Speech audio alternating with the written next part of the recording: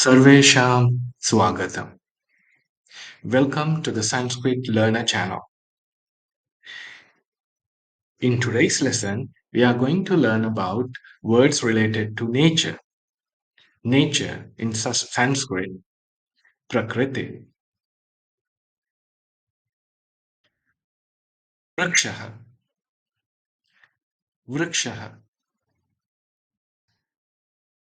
Shaka, Shaka,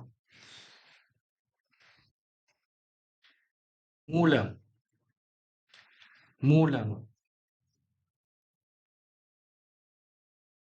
Meghaha, Meghaha,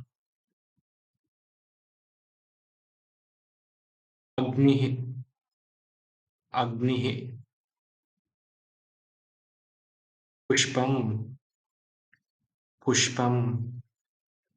That is flower in general. Vanam, Vanam, Patram, Patram, Kamalam, Kamalam, Suryah, Suryah,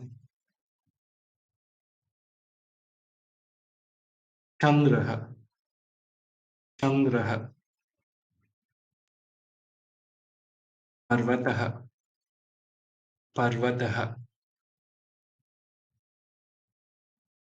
Samudram, Samudram, Vrishti, Vrishti, Nadi, Nadi. Dhanyavadaha. Don't forget to subscribe to the Sanskrit Learner channel and click the bell icon. I'll see you in the next video.